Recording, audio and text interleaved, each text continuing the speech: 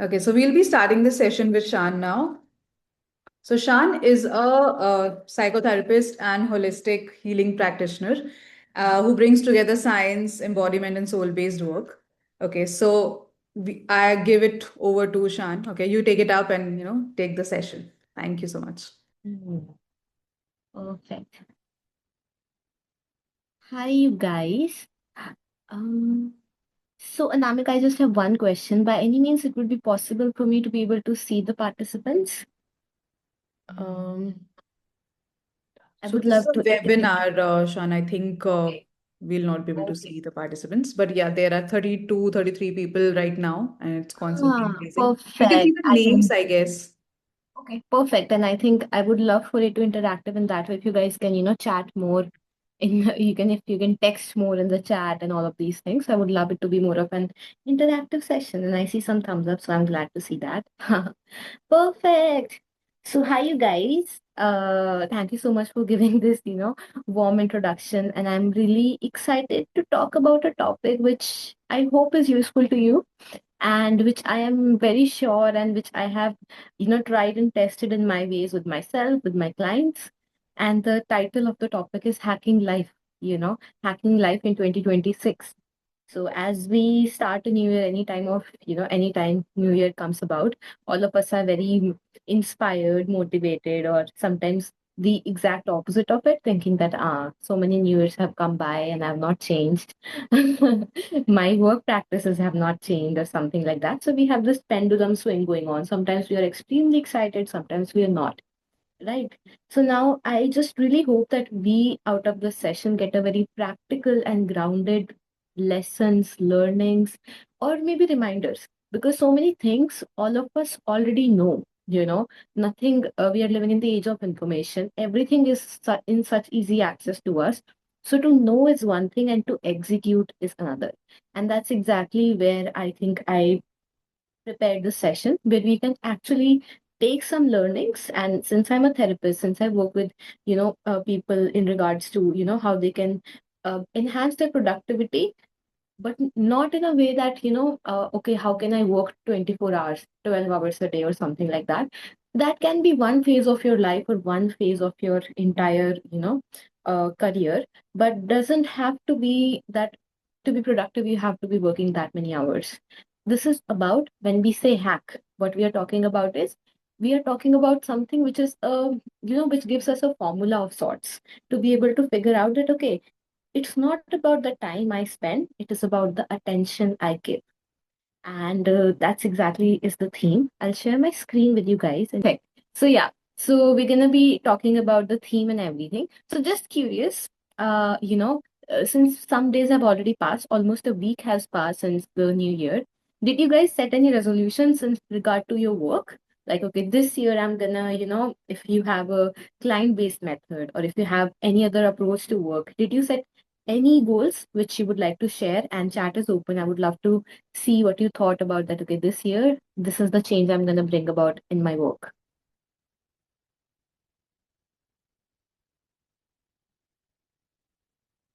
No. Okay. To write my book. Yay, that's so amazing. Thanks for sharing, Divesh. And I think that's an excellent goal, specifically in the times we're living. To write is really hard when you have ChatGPT, So, like, it's also easy because you don't have to do your own writing. But if you're really writing from that space, it's wow, it's quite a task. So, wow. Amazing to see you all's responses. Perfect. Great. So yeah. So so now we will be talking about all of this, and I hope to sleep at least 7 to 8 hours. That's an excellent goal, and I think this is one of the elements we're going to be touching upon in the session as well, which is about how being able to take care of yourself. And I'm not talking about indulgence. I'm talking about a fine balance. Like, there is this concept which is called sharpening the saw. So if you were to cut a tree before you actually go about and just directly cut it, if you spend some amount of time in sharpening the saw with which you're gonna cut it, you will see that the tree you will be able to cut it faster. That's it. And that's exactly the way you will notice a lot of you must have observed in your life how productivity works like that. Right? So yeah. So let's start with this question. At the end of a typical workday, how do you feel? So, if you were to be given these five options that you can see in front of your screen, do you feel drained? Do you feel mentally full? Do you feel productive but tired? Still thinking about work, calm and settled.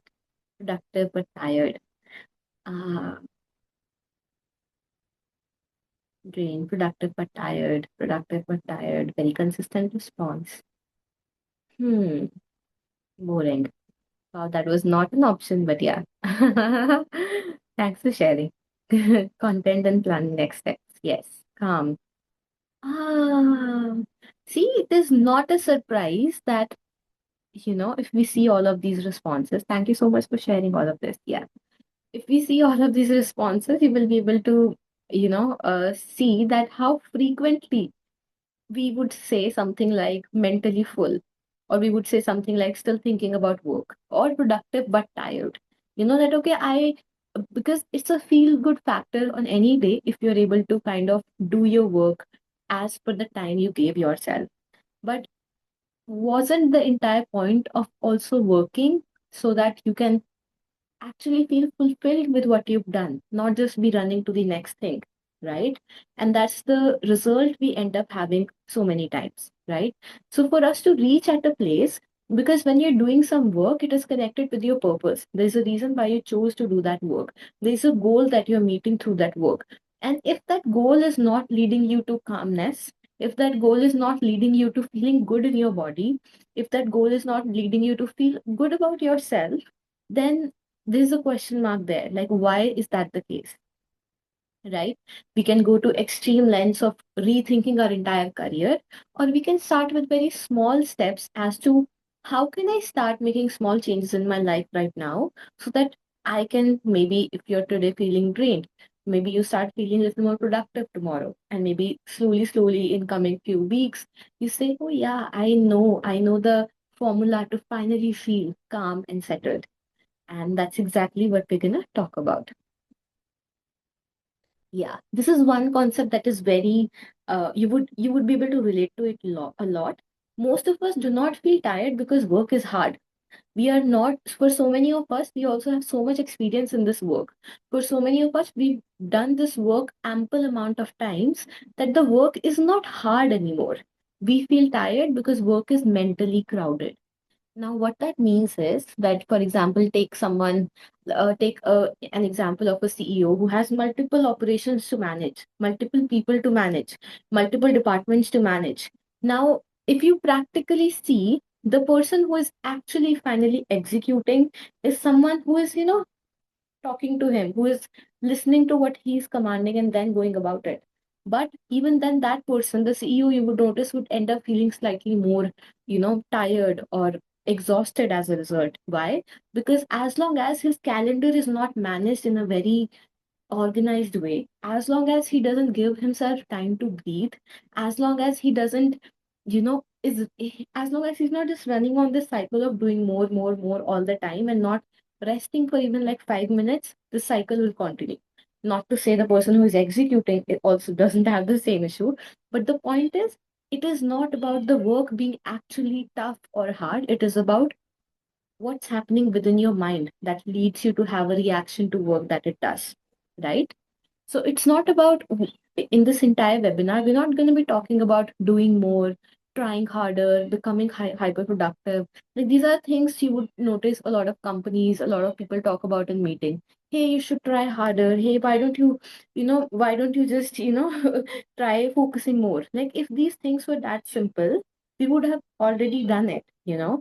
Who doesn't want to be good at work? Who doesn't want to do something that they actually love and thrive in, right? So it's about understanding what actually helps work move more smoothly. So we're talking about systems, we're talking about practices, we're talking about approaches which will make the same work that you were doing before make you feel less tired. Hopefully, that is the outcome you get out of this workshop. Hmm. So now this is a question for you guys, and you are welcome to journal about it, like write it down on your notebook, or you're welcome to share it in the chat. Think about your normal work day, right? just an average one. You don't have to be very, very sad right now and be like, oh, I remember that day. Or maybe that day was today. But all I'm asking is think about your average day. Because we have this tendency to be very excited about, oh my God, I had the most productive day today, or the extreme of that, or extreme on the other side. But what if you were to think about a regular average day? How often do you pause to decide what to do next? You can write a number in the chat. You can obviously journal about it. So if you were working, let us say, 4 hours consistently, 4 to 5 times. Thanks for sharing that. 3 hours. Nice. 3.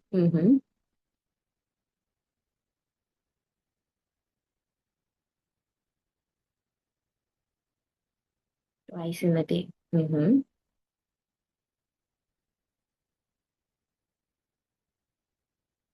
Very nice. Perfect. So now you guys have this number, and now it's not about that each and every person will have the same number that they can apply to your life. Or someone will come and they will tell. And yes, several time and do multitasking, forget next step. Yeah, that is your mind recalling that. It's like, oh my God, so many tabs are open, which one to access? Right? But that being said, how often you pause is also not about you pausing and going back to your phone. You pausing and chatting with another coworker. Pause literally means pause once or twice a day. Yeah. Thanks for sharing, you guys. It's really sweet to hear your responses. Exactly. So when you share this and when you are thinking about it in your own head, when you're writing about it, really think when are the moments where you actually take a pause. Like you are literally having a time with yourself and allowing your beautiful brain to just take a pause and rest.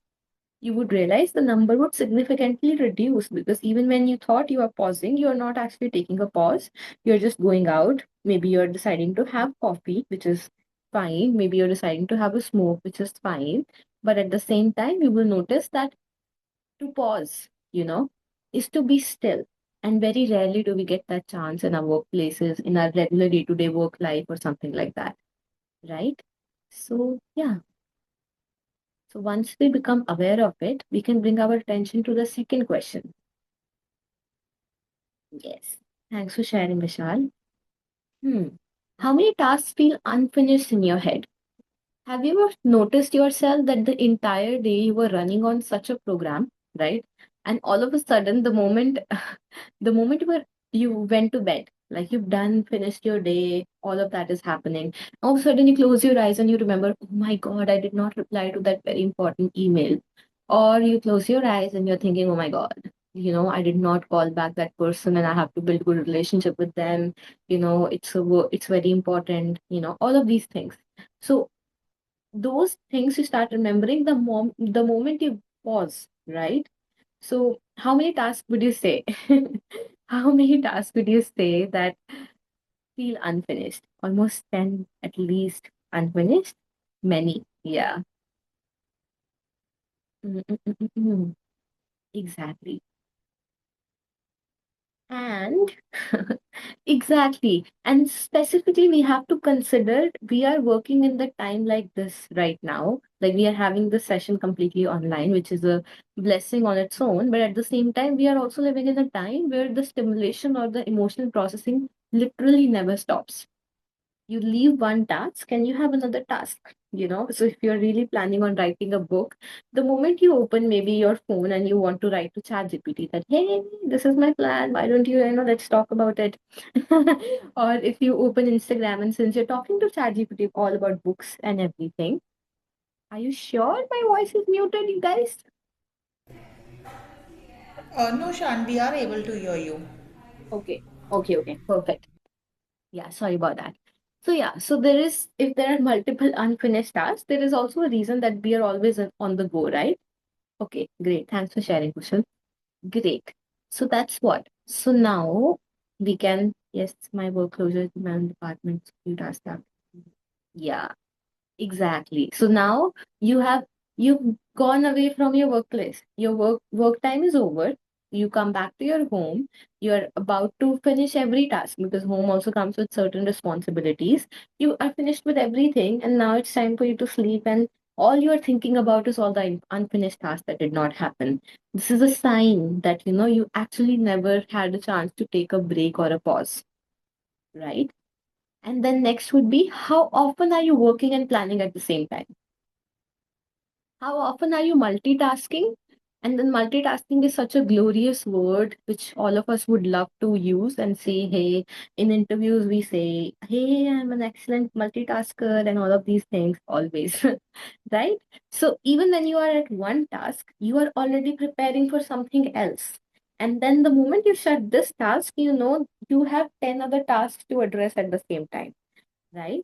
So when we started the session, we were talking about, I remember if you remember the first slide, it was about, it's not about that your work is hard, it's about that your mind is crowded, you're mentally crowded, right? And now if we answer all of these questions, this fact is coming, to surface. We can actually see that, oh yes, like I am always thinking about something, ready to do something, go towards some direction in my work, right?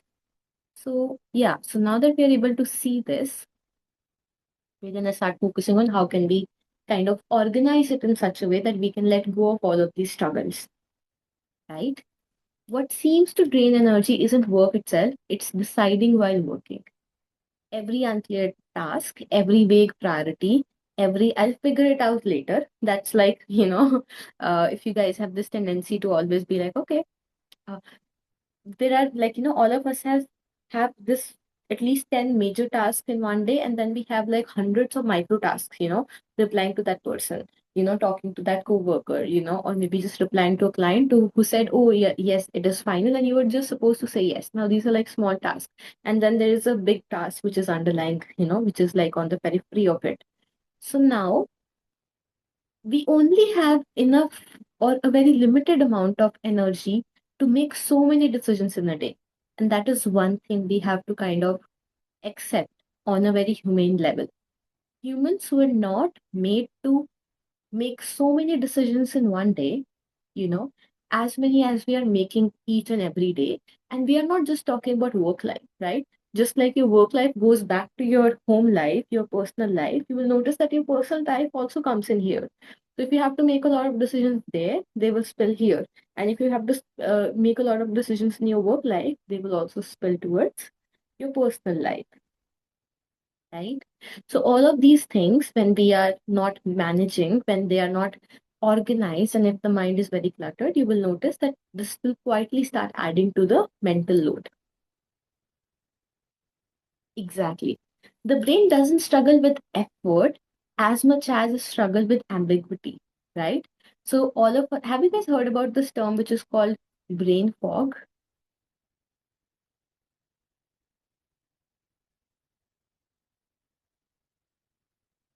Yes. No. Okay. Perfect. Great to know because because so many of us experience it, right?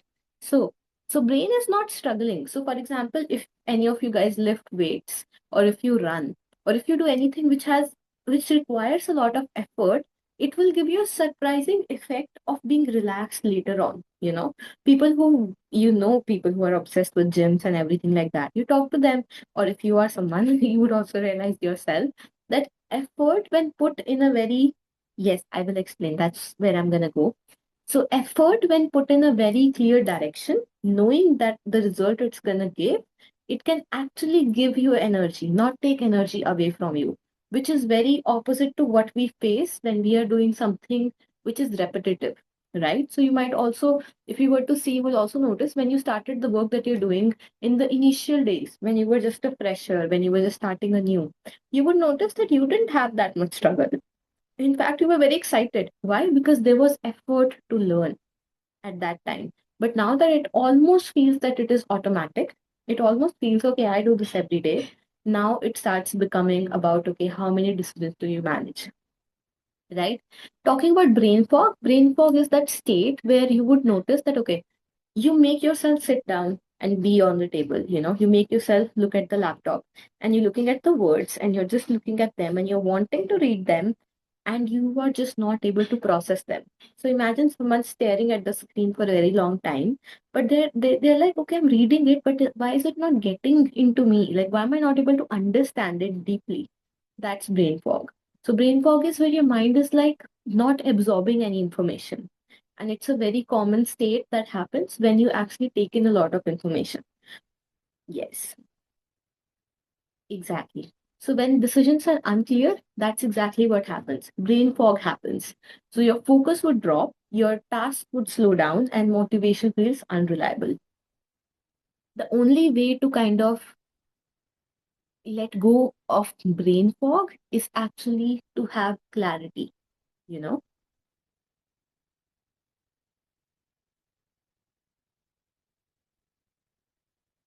Perfect. Now we come down to one one area or one concept of psychology that all of us might have heard at certain phase in our life, right? But we have not probably addressed it, or maybe at that time we ourselves had brain fog to even understand it deeply. So yeah. So how many of you guys have heard about smart goals already? Yes, you have. Great. Yay! So many people have. So many thumbs up. Great to know. Amazing. And how many of you guys have consciously tried to apply this in your life? There is some silence. Yes, not yet. Yes, exactly. Not many. Hmm. So you would see this is exactly what we are talking about. We are living in the time where we have ample amount of information to be able to read all of this, not to like just to projects. Yeah, that is also great. But yeah, that's great. So yeah. So if you've already applied, I think you would have definitely seen the results and everything. And if you have not, this is exactly the state we are talking about. To know is one thing and to apply is another. And today we're going to talk about the application of it. And before we move to this topic, there is one more term other than brain fog that I would love to talk to you guys about. That is decision fatigue. How many of you guys know or have heard about decision fatigue? You have. Perfect. Not heard. I'll share with you guys. Quite some thumbs up, so that's great to know. Decision fatigue is simple. So you must have heard about, a lot of people, a lot of CEOs being known to just wear one similar pair of clothes, if I remember, yeah, Steve Jobs, he was known to wear the same black t-shirt every day, right? And a lot of people consciously do that also. So, and even if you see from a perspective of, when companies hire interns or people who, or even when we are trying to reduce or even using ChatGPT or other AI tools, which do the automatic work, which is not the work which requires human skills, that is also as managing decision making to certain extent. Now let me explain what is decision fatigue. Decision fatigue is that imagine just like we have number of minutes in a day, no one can come and they can say that, okay, now in this day of the year, today you will have extra minutes. You know, every day has same amount of minutes. That is the rule. Just like that, you can see your energy the same way. Your energy is also limited as to how many tasks you can do, how many actions you can take, how many you can't just be all the time in the focus mode doing the work, right? And similarly, it comes to decisions. The moment you wake up you are deciding when to get out of bed, if to sleep slightly more. Yes, I'm talking about decision fatigue. So yeah, yeah, someone just asked if I can repeat that. So yeah, so imagine that there is a limited amount of decisions you get to make. Why? Because there is energy that goes into making decisions, right? So the moment you wake up, you have a decision to make that, okay, what time am I gonna wake up? Or maybe that is also one decision you have had late at night.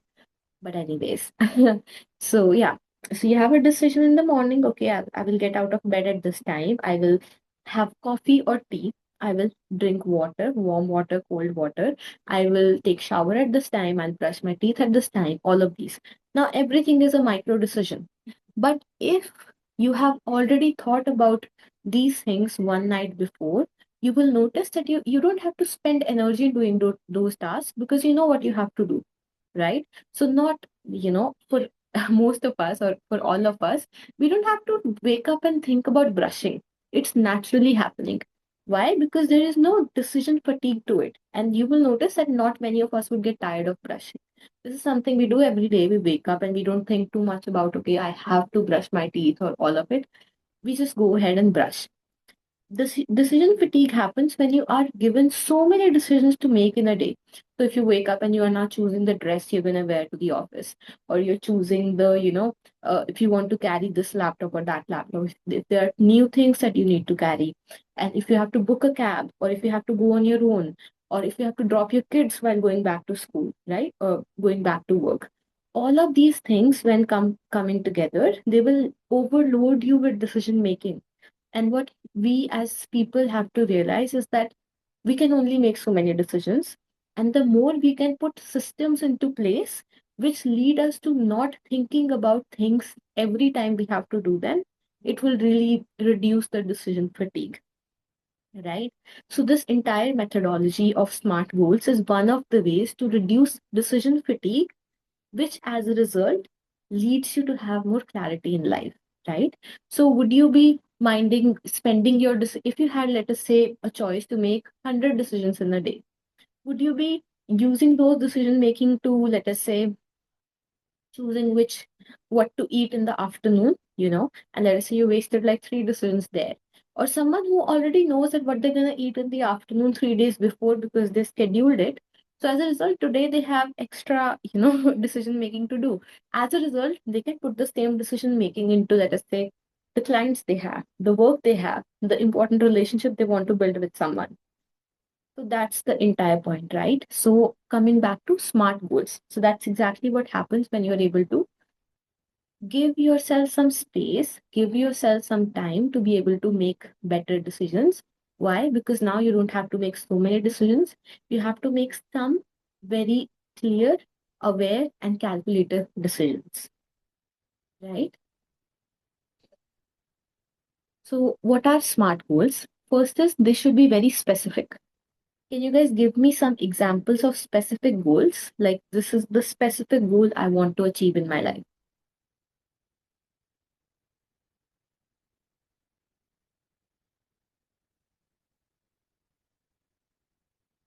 Mm-hmm.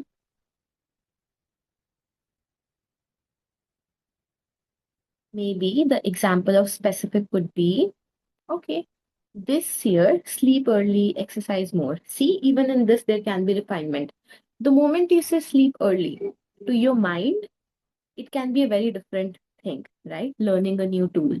Now, how can we make these decisions even more specific? So, the more specific the decision, the less the confusion, chaos, and unknowingness around it. And as a result, mind thinks, okay, I don't have to do another hard task. For the mind to go about a decision or to go about a goal which is not specific, mind thinks there is more work to be put into this, right? So it sometimes would even avoid it.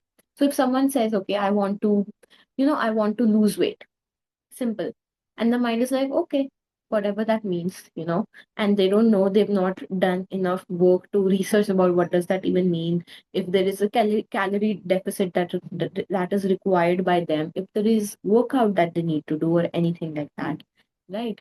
So in that scenario, what they do is they will be like, I want to lose this much amount of weight in this much amount of time.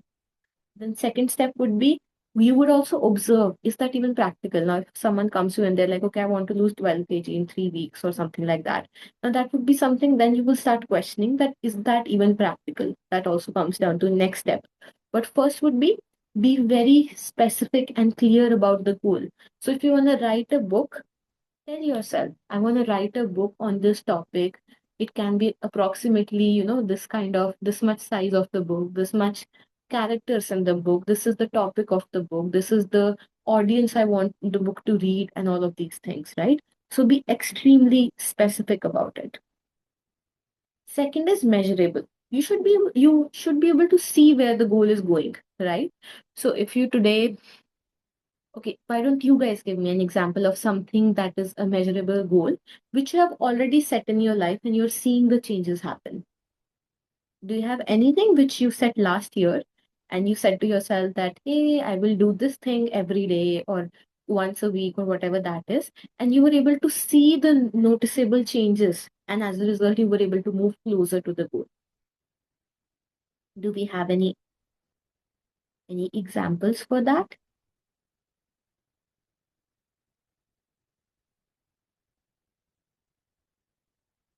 Learning swimming, I can complete the lesson. Yes.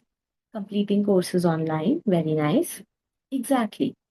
Yes, taught myself chess. See, now what happened is there was a day when you did not know chess. You just knew, okay, there are some things going on there. I also don't know much about chess. But yeah, but there are some things going on there. Now, how can I measure that I actually progressed in chess?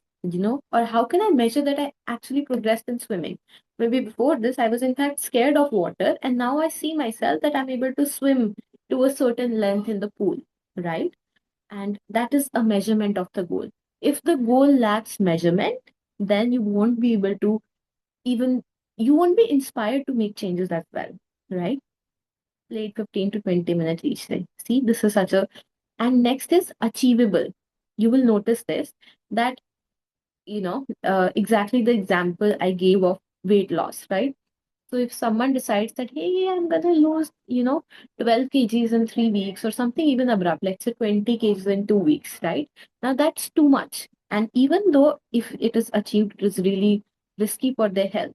But are you setting yourself up for standards which are like almost impossible to meet? How many of you guys heard the term millionaire for the first time and you were convinced I want to be one in like next 30 days and then you Google search? Or you heard about, 1 million followers on Instagram and you were like, hey, I'm gonna do that in coming months and I'm not saying that these things are not possible, but we always have to see, do you think that is a practical way for you to maintain the life you have and do all of these things, right? It's always great to be little bit delusional, little bit, yeah, exactly, little bit excited and dreamy about the things to achieve because that's what leads you there. But it shouldn't be so far away that you don't stand for elections and you want to be prime minister, right? You have to be prepared, right? So that's very important. Next is relevant. Relevant lowers motivational drag. Okay, how do you guys imagine someone is like, hey, I want to be we actually had two examples here. So let us say I want to write a book, but then next thing I know, I'm just, spending all my day, you know, or I write down in my vision board that, okay, I want to write a book. And the next goal I write is that, okay, I will do wrestling. So unless the title of the book is around wrestling and you want to understand the concept or something like that, that is, I wanted to write a book on cooking. And then the next thing I know, I've also set next goal about wrestling. So now both of these goals are not going to go together, very high chances, right? So the goal should be relevant to you. Do not just be influenced by other people's goals. And that's the thing that we face today, right? Have you guys found yourself setting a very irrelevant goal ever? A lot of us have funny stories for sure, but something which you felt was very, very yes. Can you share some examples? I would love to hear them. Something which you thought was like very irrelevant.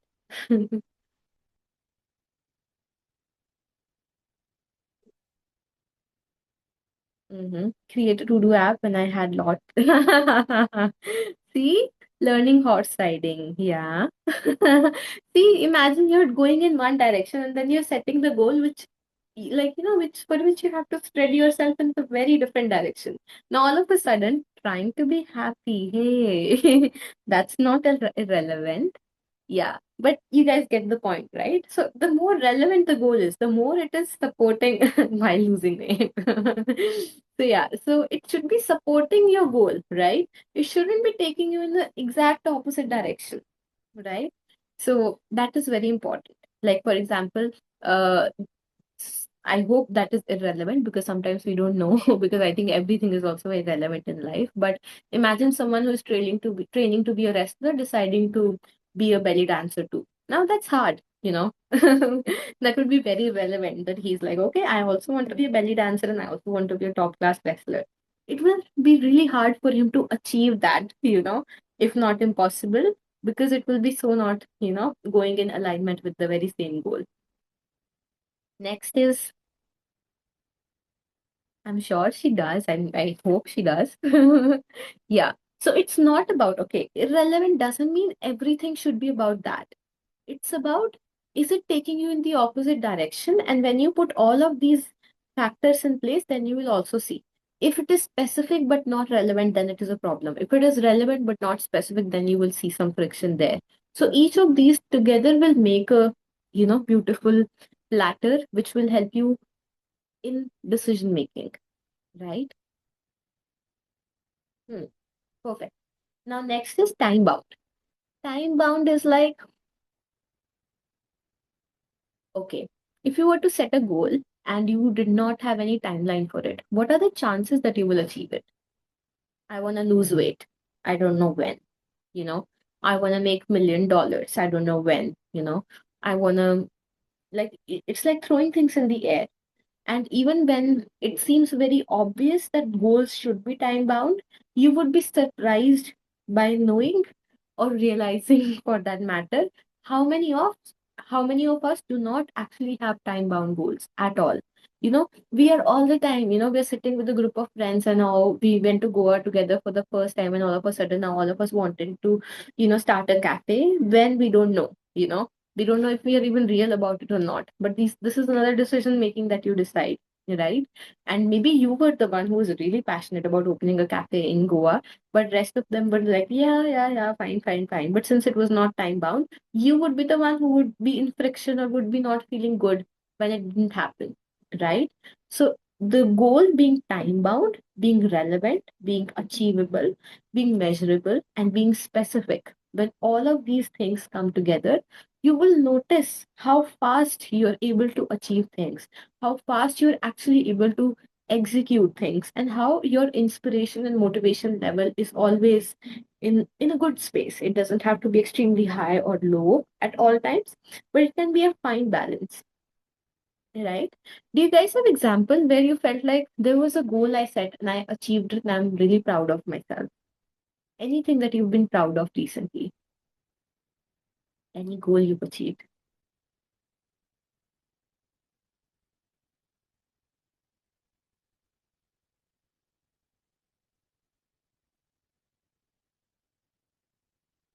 Mm-hmm.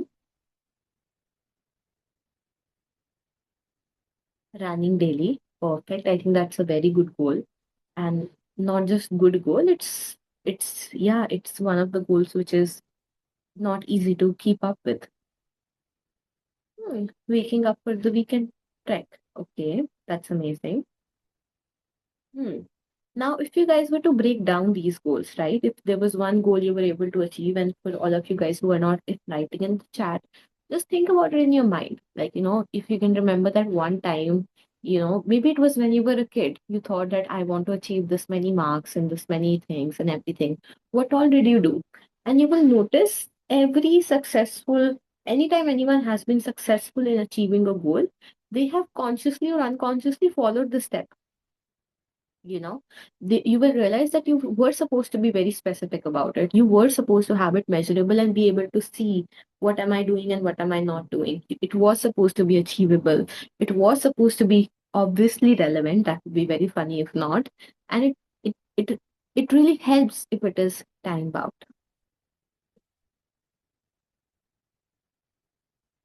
A smart goal is not just a goal, it is a decision made in advance, right? So, which means all of it requires a very common and underlying thing. You don't do thinking in the moment every day. You give yourself some time to think about it. Just like journaling, you wake up and you're like, okay, I'm going to write down what I'm going to do in each hour of the day. And I write it down.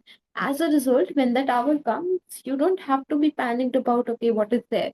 And if someone all of a sudden calls up, you know that you have to end the call at 3:30 because at 4 you have a meeting, right? Or at 3:30 you have a meeting. So that's what. So once you are already clear about, if you've already made that decision before and if you've already well thought through it, you will be able to kind of execute it and have less friction around it, right? Many workdays slow down because too many things feel important. Priorities keep shifting. Decisions are made repeatedly instead of once. This is a very core thing, right? So, if everything is important in your life, you would need more energy, or you would need less decisions. Simple as that. Right? If you wake up and something has to be really, really important and you feel like this has to be prioritized. So today I have to prioritize going for my kids' football match, and I also have to prioritize going for the meeting. And I also have to, prioritize meeting that one client who is like my dream client that I wanted to attract in my life. So if all of the important things are happening in one day, you will soon find your energy crashing because humans are not designed like that. We cannot just have everything important happen in just a small amount of time and us having the energy to be able to be present with that, with all of it, right? If priorities keep shifting, it is completely fine for you guys to take screenshot. Thanks for asking. And I can also share you guys the link and you can see the presentation. I'm completely okay with that, right? Great. So many workdays are slowing down because these are the three things we are seeing. So one thing that we can take away from the session is if the moment I give myself space and time before I enter into that meeting, I summarize in my head what is the meeting about? What are the things I want to say about in the meeting? You will notice so much mental load is just off you. You don't have to worry about so many things. So giving yourself some amount of time to be able to prioritize, organize, and make less decisions. For example, for me, whenever I would go to office, it would be very important that I would already have like if the entire week I'm going to the office.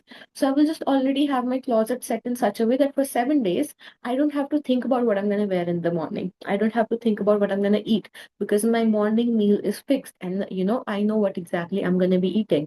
If there's a way I commute, I already know every day how I'm going to commute. And if there are any changes, I will already arrange. But if all of this happens last minute, if I wake up 10 minutes late and then I have to decide what to wear, and then I don't know what to eat, and then I have to figure out my commute, the day is already starting very stressful, right? So that's exactly the shift we are trying to do. If we can give our decisions some breather, if we can decide all for once and then go about the day, and it's completely fine for things to go haywire here and there. That's not a surprise. But are we prepared for it is the question. And that preparation is what it is all about. So, productivity often improves when we decide earlier, when we decide fewer things, and we decide more clearly, right? So, one thing that you will also notice about the days which are more calm, which are more nice, which are more fun and quiet for you, those are the days where you feel you're doing the tasks and you've already figured out in your head that I don't have to worry about this day already because all the things which are supposed to happen or all the things which will be happening during the day, I'm kind of already aware of it. But when do we feel stressed? We feel stressed when there's this last minute meeting with that important client, which we didn't see coming. And then we had hundreds of other things which were also lined up and we were not prepared for them, right? So what we are talking about is reducing the mental negotiation. So we are all the time like, okay, I will do this later, I will do this now, I will do, I will not write it down, I will remember it. So all of these things are things which in many forms take away your energy from you, right? So these are few things you can do. You can decide tomorrow's first task already, like like just like I shared, deciding already your entire wardrobe for the coming few days. Making your entire meal plan, sitting for once for half an hour, and you can plan your entire week already, right? Decide what can wait while you do it. Yes, that's very important. For some of us, and specifically if you guys have or you feel that you have ADHD, you will notice that you have this tendency that you want to do everything at once. You know, okay, I can, and you think you are the superhuman who can do everything genuinely. And how many of you guys think that? If you can raise your hands or give a thumbs up. When you are surprised by how many people you have said yes to. I said yes to be going for breakfast. Then I said yes for the meeting. Then I said yes for this, and I literally have 2 minutes, in between that, in which I have to commute. I feel like I have ADHD, but okay. Yeah, that is not a webinar we can really talk about. I am myself a ADHD therapist, so I love that topic. And nonetheless, all of us do realize that screens have already reduced our attention span so much, right? One thing that workplace specifically struggles with is ADHD, which is not managed. So think all of us are already on the spectrum of having less attention, and on top of it, if the workplace puts more pressure on us, it becomes even hard, right? So that's what I would say. So anytime you are thinking, okay, first of all, let us say tomorrow you start your work and you're seeing that, okay, if you think another coffee would help you focus, if you think another break with scrolling on your phone would help you focus, you might need to rethink that, right? Maybe what you need to do is just, okay, let me take a break. Let me sit with myself.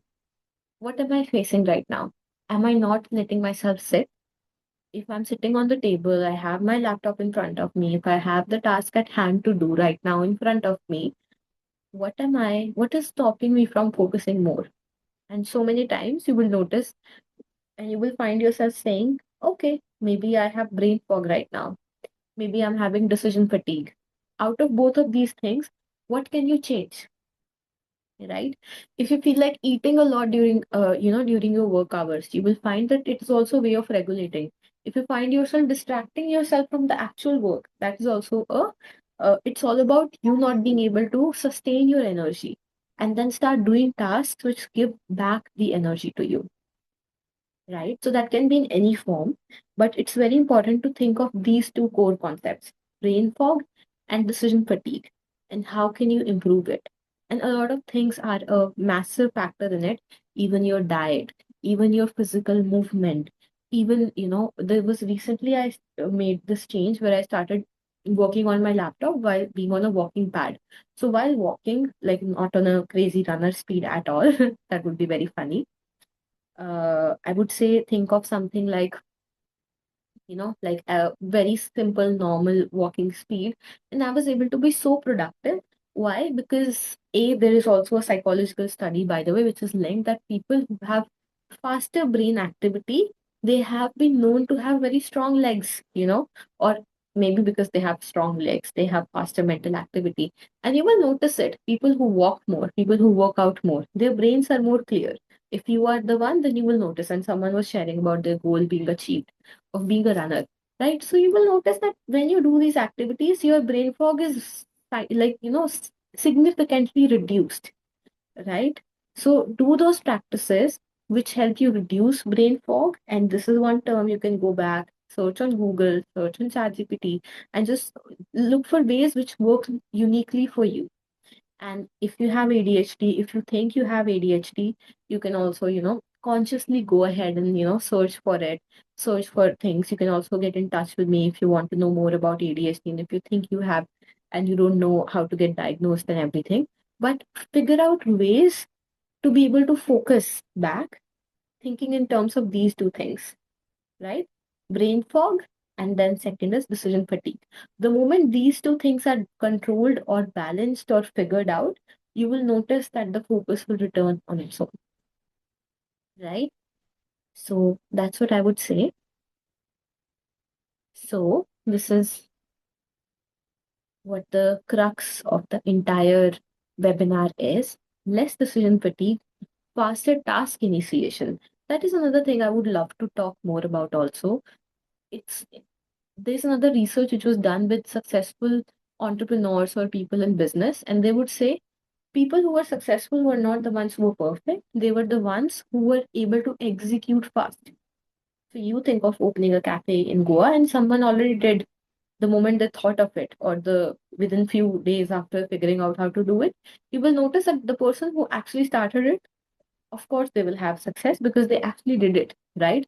And the more you have seen examples of not taking initiation in execution, the more gap you will also notice, right? So faster task initiation is another thing. And someone was talking about procrastination. Just just bring your mind to start doing that in small ways, you know. Sometimes you will notice it's really easy for you to initiate tasks. For example, replying to a text from a friend who is close to you or who you really like feels easier than replying a text of someone who is, you know, who you do not have a good relationship with, who is the boss and is messaging you after 5 p.m., you know, all of those things.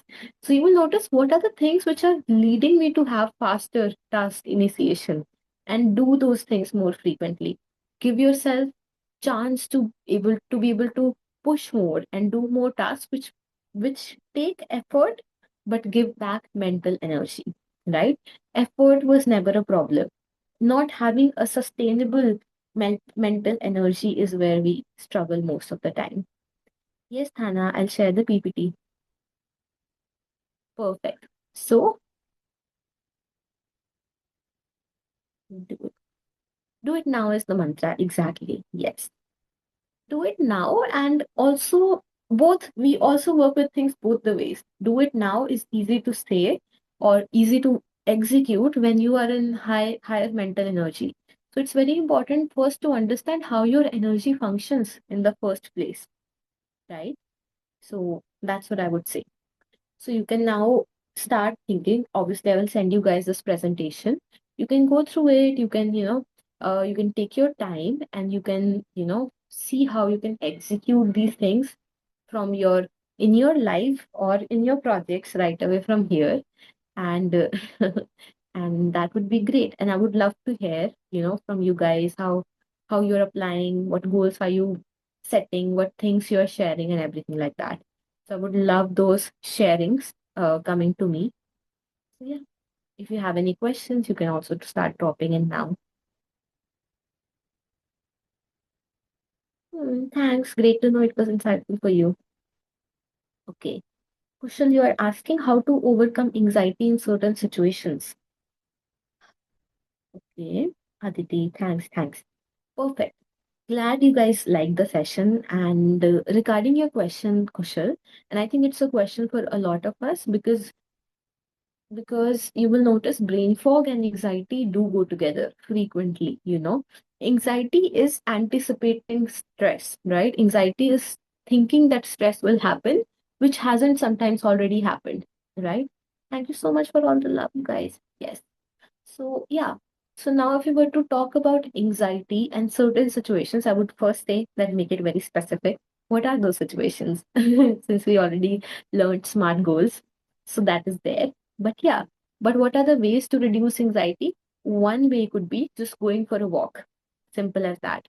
Second would be, and I think the most effective I know to be, is breath regulation. Anytime you guys find yourself in a place where you feel, and you can notice for yourself, if you do more breath practices, even pranayama or anything which makes you, relax a bit. So I can share with you guys one tool which would be very, very helpful, and it is proven scientifically that if you even do 5 rounds of this breath work, your anxiety, you will see it significantly reduce. This method is called double inhale. So what you have to do is inhale twice. So how does that happen? And exhale from your mouth. And exhale is also extremely longer than the inhale. And try it. Even you all can try it right now, even 3 rounds, and you will notice your mind is very clear all of a sudden, you know. So double inhales and longer exhale, and you can be, you can notice the shift it brings to your attention and focus. Have you guys heard about this method before? Double inhale.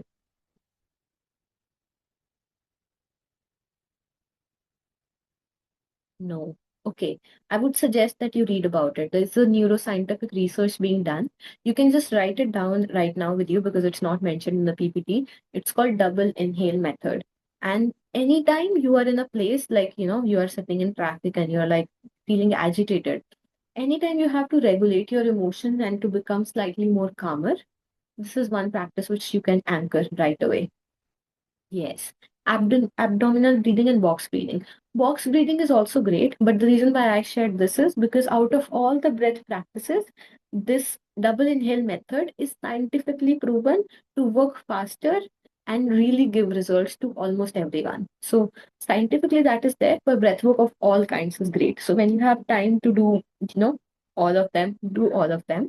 But if you're in a space where you have less time and you're feeling a lot of anxiety, try double inhalation and a long exhale, and that will work wonders for you.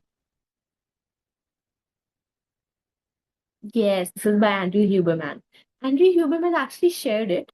It was shared in one of his podcasts, but I think the research was done by someone else. I'm not remembering the name. Okay, you guys have more questions. Let me see. I'm somehow not able to see that. Okay, I'll stop presenting actually. Okay.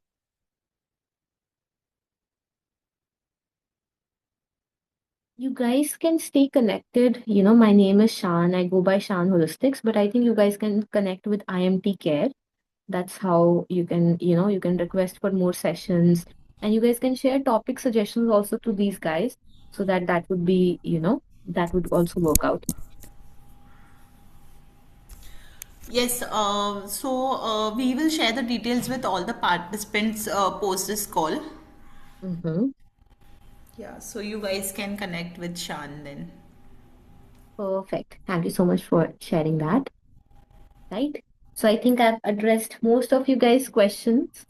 And oh wow, I'm not taken too much of your time, apparently. It's exactly 5:29. So yeah, thank you for all the love. Very, very sweet to receive that.